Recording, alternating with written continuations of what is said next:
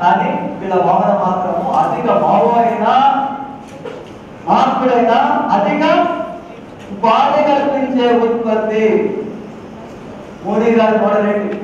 మోడీ గారు ఏం చెప్తున్నట్టే ఉత్పత్తి పారిశ్రామికవేత్తలు ఎవరో పెట్టుబడి పరిశ్రమలు ఎక్కువ పెడితే అందరికీ ఉపాధి కలుగుతుంది. కానీ అది కొద్ది శాతం మందికి, కొద్ది శాతం మాత్రమే ఉపాధి కల్పిస్తుంది తెలుసా?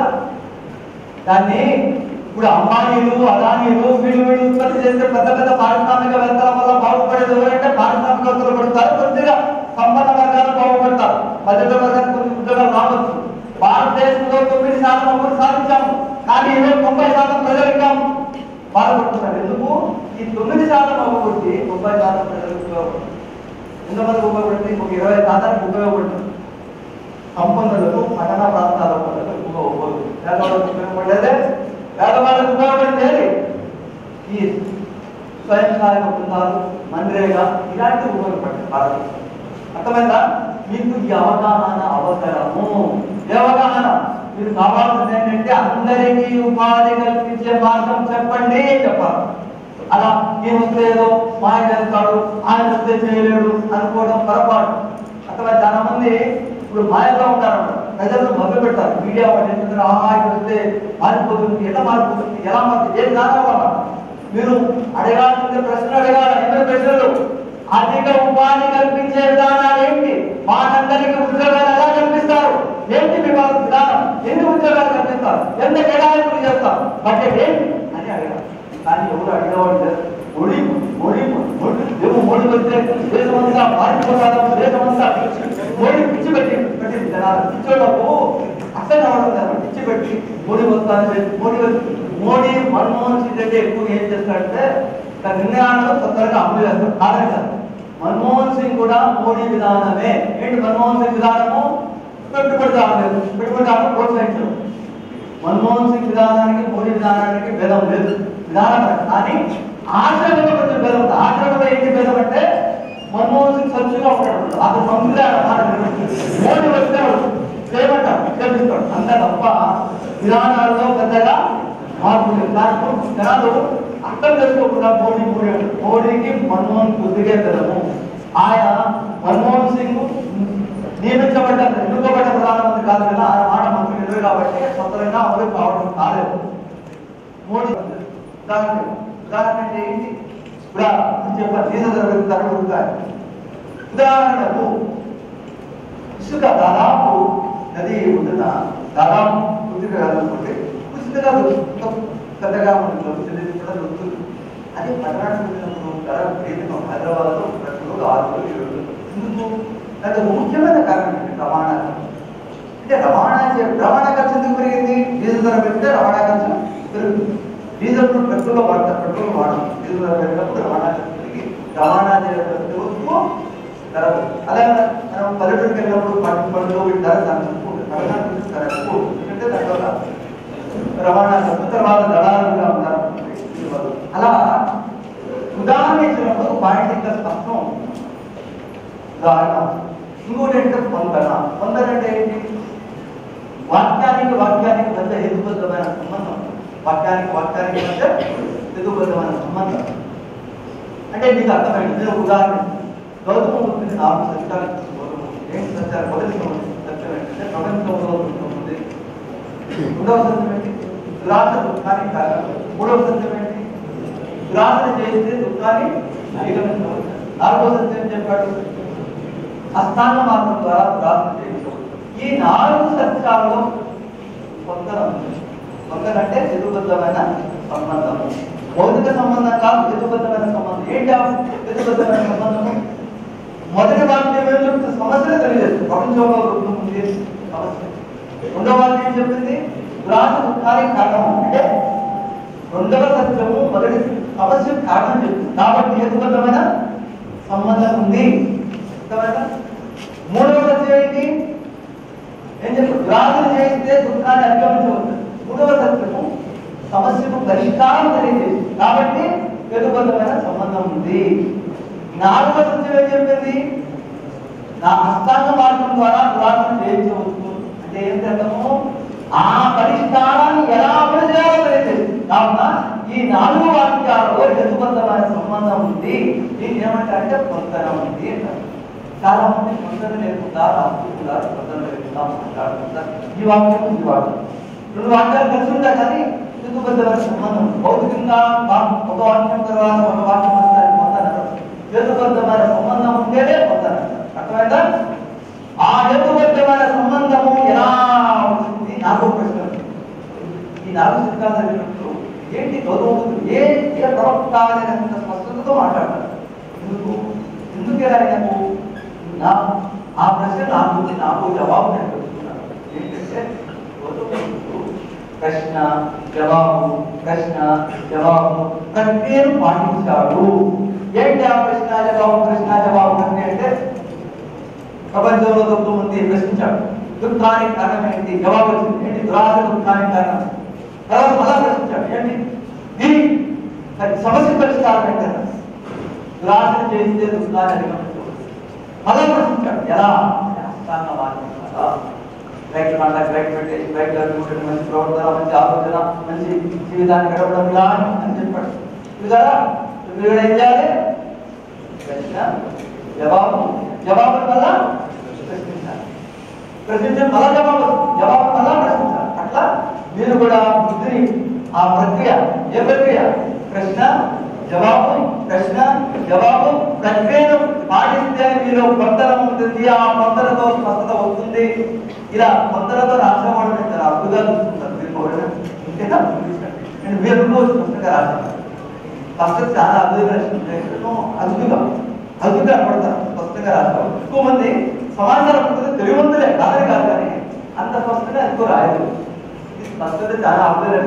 మీరు జీవితంలో ఏ రంగంలో రాణించాలంటే స్పష్టత అవసరం. స్థాయికి వెళ్ళాలంటే వెరీ కోహరెంట్ పొందారు. క్లారిటీ అండ్ వెరీ స్పష్టత. ఒక ప్రముఖ లాయర్ కావాలన్నా, ప్రముఖ డాక్టర్ కావాలన్నా, ఒక జాబ్ నేను 30 సంవత్సరాలు ఈ రంగంలో ఇలా నిలబడగలగాలంటే నా మొదటి కారణం తర్వాత సమాచారం. ఆ సమాచారం ఎలా తెలుసుకోవాలంటే నాకు స్వతహాగా అభిరుచి. ఈ అభిరుచే మన యొక్క ప్రవృత్తి వృద్ధి అవుతుందంట. చిన్నప్పటి నుంచి కూడా పాఠశాల స్థాయి కూడా వార్త వినాలన్నా, చదవాలన్నా, వార్తాపత్రిక అది అభిరుచి అనుకుంది. అలా ఎవరికైతే ఉంటుందో అప్పుడు సమాచారాన్ని సంగీతం అంటారే. నేను వార్తలు వినలేకుండా, వార్తాపత్రిక చదవలేకుండా ఉండలేదు. అలా ఉన్నాను ఏదో మా దైనందిన కేటాయించాలి. మీకు 3 పేపర్లు ఉన్నాయి. 3 పేపర్లు మొదటి పేపర్ జనరల్ స్టడీస్, రెండవ పేపర్ రాజకీయ వ్యవస్థ, చరిత్ర, ఆంధ్రప్రదేశ్ చరిత్ర ఉన్నది. తర్వాత ఎకానమీ, ఒక్కోదానికి 150 మార్కులు. వాల్యూ విలువే ఒక్కొక్క పేపర్కి విలువ 150 మార్కులు ఉన్నాయి. వాల్యూ పరిణామం ఎంత? పరిణామం దాని మొదటి పేపర్ చాలా పరిణామం ఉంది, ఎక్కువ ఉండదు. జనరల్ సైన్స్ కాబట్టి జనరల్ సైన్స్ పేపర్ సైన్స్ కానీ ఎంతో. రెండవ పేపర్ సులభమైన పేపర్ అంటే రెండవ పేపర్. ఎందుకంటే అందరి చరిత్ర అది చాలా వరకు కరీం గారు, ప్రభాకర్ గారు చెప్తే సరిపోతుంది. పరిస్థితి చాలా వరకు కావాల్సి సరిపోతుంది. ఇక తర్వాత మూడవ పేపర్ తెలుగు మనకి చెప్పుంటారు. అయినా కూడా అక్కడ అది కొంచెం టెక్నికల్. ఇంకా ఎక్కువ ప్రశ్నించాలి. వీటి కంటే కూడా ఎక్కువ ప్రశ్నించాల్సింది ఎకానమీ. ఎకానమీ అంటే టెక్నికల్ కదా. సమాజ శాస్త్రాలు టెక్నికల్ పదార్థాలు ఇన్ని ఉంటాయి కాబట్టి పూర్తి రేటు అద్భుత ప్రశ్నించే గుణం అవసరం. ఆ ప్రశ్నకు జవాబు తెలుసుకోవడం. 150 మార్కులు విలువంతా మాత్రం సమానం. పరిణామం మొదటి పేపర్ చాలా ఎక్కువ పరిణామం. ఇది జనరల్ సైన్స్ ఏం కావాలి? అంతా ఏది ముఖ్యమో జనరల్ సైన్స్ ఏం కావాలి, ఏది అవసరం కాదు విశేషంతో చదవాలి. విశేషణ చెప్పాలి కదా, ఏది ముఖ్యమో ఏది ముఖ్యం కాదు. అలా జనరల్ సైన్స్ చదువుకుంటూ పోతుంటే మీకు చెప్పారు మొహమ్మద్ రావాలి, కానీ పరీక్ష పాస్ కాదు. ఏది చదవాలి, చదవకుంటే కూడా విశేషం ఉండాలి. విశేషణతో చదవాల్సిన అవసరం ఉంది. ఏమండి? సో ఇలా ఆలోచనగా పనిగా ఇంకొకటి చదివేటప్పుడు జ్ఞానాన్ని సమర్థంగా సంపాదించాలి. అసమర్థంగా ఎన్నికలు చదివినా ఉపయోగం లేదు. సమర్థంగా జ్ఞానాన్ని సంపాదించాలంటే ఏం చేయాలంటే జ్ఞానాన్ని సమర్థంగా సంపాదించాలంటే కావాల్సింది హేతుబద్ధమైన ఎందుకంటే పరిజ్ఞానం అంటే ప్రశ్నకి జవాబులే పరిజ్ఞానం కాదు. మొదటిది అది కావాలి. రెండవది ఏకాగ్రత అవసరం. ఏకాగ్రత అంటే ఏంటి? మనం చదివే అంశం మీద, వినే అంశం మీద దృష్టి కేంద్రీకరించడానికి ఏకాగ్రత. ఆ ఏకాగ్రత ఎలా వస్తుందంటే మనం interactive reading, listening. And interactive reading అంటే ఏంటి? మనం అంటే ఏంటి, పదం అంటే ఏంటి, ఎలా, ఎందుకు, ఇలా ప్రశ్నించుకుంటూ ఉంటే అప్పుడు ఏమవుతుంది? పారిపోయే మనుషులు పట్టుకుంటారు. ఏకాగ్రత అంటే పారిపోయే మనుషులు పట్టుకోవడమే ఏకాగ్రత. మనసు పారిపోతారు, వేగంగా పడిపోతారు, అతి వేగంగా పోయేది. ఆంతి కంటే కూడా పెట్టుకోవాలి. ఆంతి సూర్యుడి నుంచి రావడం సమయం పడుతుంది కదా విచారణ. కానీ మన మనసు మాత్రం సూర్యుడికి పోతుంది, గ్రహాంతరాలకు వెళ్ళిపోతుంది. ఎక్కడెక్కడ అందువల్ల ఈ పారిపోయే మనసును పట్టుకోవడమే ఏకాగ్రత. పారిపోయే మనసును ఎట్లా పట్టుకోవాలి? పూర్తిగా ప్రశ్నించే ప్రశ్నలు పట్టుకుంటాయి. ఊహించేటప్పుడు మనం పారిపోతున్నాం. ఊహించకుండా ఎక్కువ ప్రశ్నించాలనుకుంటే మనం మొదటి అంశం. రెండవది ఏంటి? విశిష్టలతో చదవాలి. విశిష్టలతో చదవడం అంటే ఏంటి? మనం తెలుగులో చదువుతున్నాము, ప్రశ్నలకు జవాబు వస్తుంది. అందువల్ల ఏ వాక్యాలు అయితే మనం కోరుకునే ప్రశ్నలకు జవాబు ఉన్న ఆ వాక్యాలు మాత్రమే ముఖ్యము. అన్ని వాక్యాలలో ఈ ప్రశ్నలకు జవాబు ఉండవు. ఏంటి, ఎందుకు, ఎప్పుడు, ఎక్కడ, ఎవరు, ఎలా అనే ప్రశ్నలకు జవాబు ఉండవు. కొన్ని వాక్యాలు మాత్రమే జవాబు ఉండవు. ఉదాహరణలో అవసరం లేదు, హాస్యము అవసరం లేదు, ముఖ్యమైన వాక్యాల్లో జవాబులు ఉంటాయి. ఆ వాక్యాల్లో కూడా అన్ని పదాలు అవసరం లేదు. ఏ పదాలు అవసరము? నామవాచకం అవసరం. అర్థమైందా? నామవాచకాల్లో జవాబులు ఉంటాయి. ఇంగ్లీష్ నౌన్స్ వర్బ్స్ ఇంకా భాషలు తీసుకుంటా అవి అబ్జెక్టివ్, యాడ్వర్బ్, ప్రిపోజిషన్ కంటెంట్ అవేవీ అవసరం లేదు. కేవలం నౌన్స్ మీద నౌన్స్ వర్బ్. అప్పుడు ఈ ప్రశ్నకి జవాబు ఉంటుంది.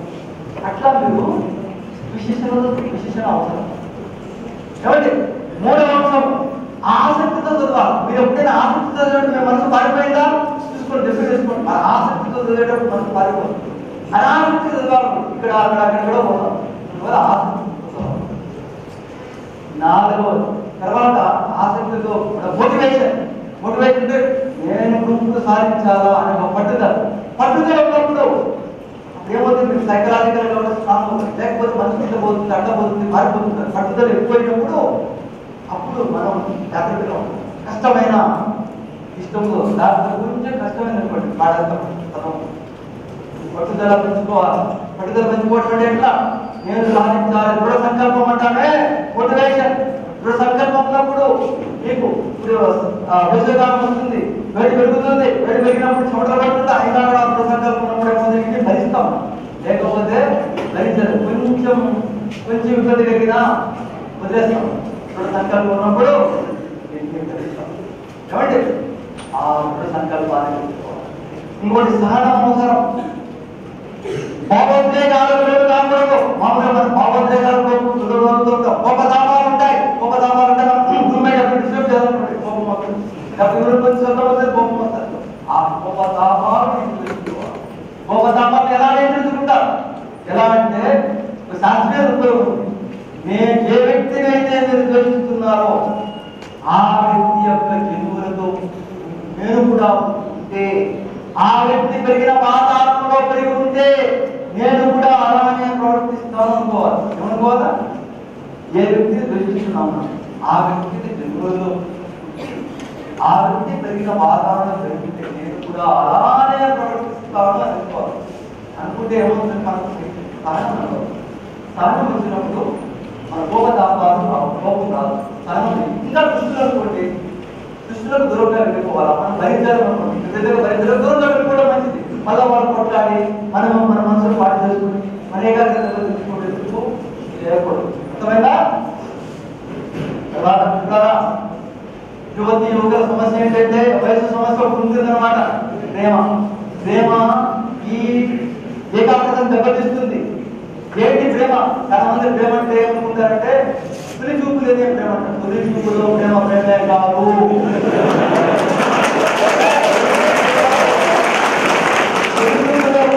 తొలి చూపులో ఏముంటారంటే తొలి చూపులో ఎవరైనా ఇష్టపడితే మోహం.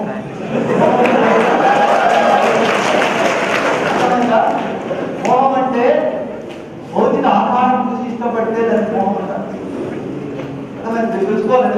అమ్మాయిని ప్రేమిస్తున్నాను ఏం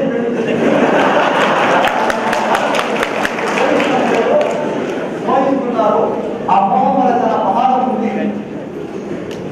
ఏంటంటే మోహం వల్ల ఇంగ్లీష్ ఇన్ఫాక్చులేషన్ అంటారు. ఇన్ఫాక్చులేషన్ తెలుగులో మోహం అంటే మోహంగా చెప్పాలంటే కామవాంఛతో కూడిన కోరికను మోహం అంటారు. అక్కడే చెప్పాలి. లేకపోతే ఏమవుతుందంటే మనం ప్రేమిస్తున్నాం మా మున్సిపల్ విద్యార్థి అని చెప్తున్నా నాది ప్రేమ వివాహము, ప్రేమ పోయింది, పెళ్లి మిగిలింది. అదేమని అమ్మ మనసులో ప్రేమ కాదు, ప్రేమ. నిజమైన ప్రేమ అంటే అంచనంచలు వెతుకుతారు. నిజమైన ప్రేమ అంటే ఎలా ఉంటుంది? స్నేహం కాదు. స్నేహం మీరు ఎవరైనా స్నేహం ఒకేసారి సడన్గా చేసుకుంటారా? ఆ అభ్యర్థి యొక్క అభిప్రాయం, విలువలు అవన్నీ పరిశీలించి కదా అంచనంచలుగా మీరు దగ్గర అవుతారు. స్నేహం చేసినప్పుడు అంచనంచలుగా మనం సడన్గా చూస్తానే అంచనంచలుగా అభిప్రాయం అంటే లౌకిక విధానం, లౌకిక అభిప్రాయాలు మనకు అభిప్రాయం హేతువాదము, ప్రశ్నించే గుణము. మనకు ప్రశ్నించే గుణం ఉన్నవాళ్ళు ప్రశ్నించే వాళ్ళని ఇష్టపడతారు, అంతే కదా. లేకపోతే హేతువాదం అంటే దాని హేతువాదం. అలాగే లౌకికవాదం ఆ భావన సోషలిజం ఇట్లా అంటారు. ఆ భావ సోషలిజం అంటారు. అలాగే విలువలు ఏంటంటే కొంచెం నిరాడంబరంగా ఉండాలి, నిజాయితీగా ఉండాలి, దయాగుణం కలిగి ఉంటారు, కన్సర్న్ అంటే బాధ్యత సహాయం చేయాలి. అది విలువలు. మీ విలువలకు మీ అభిప్రాయాలకు దగ్గర ఉన్న వారిని ఇష్టపడితే అది ప్రేమ. అలా ఉన్న ఆకారం మాత్రమే ఇస్తే ప్రేమ.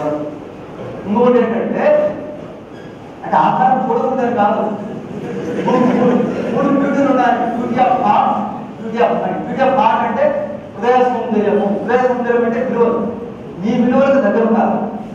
బ్యూటీ ఆఫ్ మైండ్ అంటే మీ అభిప్రాయాలు, మీ తెలివితేటలకు దగ్గర ఉండాలి. మూడవది బ్యూటీ ఆఫ్ బాడీ అంటే భౌతిక ఆకారం కూడా. అది కూడా పరిగణన తీసుకోకూడదని కాదు, కానీ కేవలం దాని మీద ఆధారపడి మీరు ప్రేమించి వివాహం చేసుకుంటే మీ వివాహం చిరకాలం కొనసాగదు, పిచ్చురాటగా ప్రారంభం అవుతుంది, ఏమో ఆవిడ అయిపోతుంది.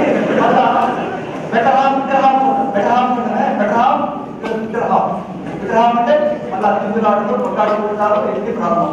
కావున ఆ తప్పు మాత్రం చేయకూడదు. యువత 90% చేస్తారు.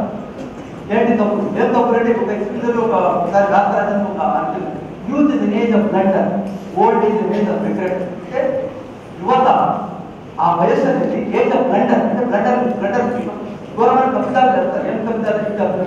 మొదటి తప్పిదం ఏంటంటే లవ్ బ్లండర్ చేస్తారు. 90% చేస్తారు. చేసి మన మాట్లాడుతుంది.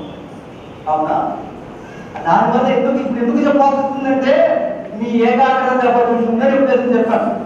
అర్థమైందా? ఈ ప్రేమల జోలికి వెళ్ళకండి. ప్రేమను పోస్ట్పోన్ చేసుకోండి. ఇప్పటి వరకు వచ్చిన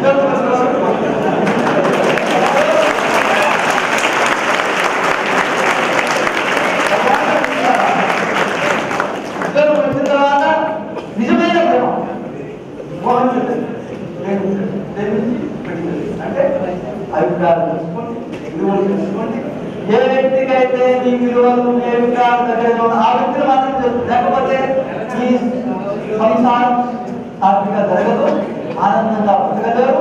కావున అరేంజ్ పెళ్లి చూపులు చూసి చేసుకోవద్దు. పెళ్లి చూపులు ఏం చూస్తారు? ఆకారం చూస్తారు.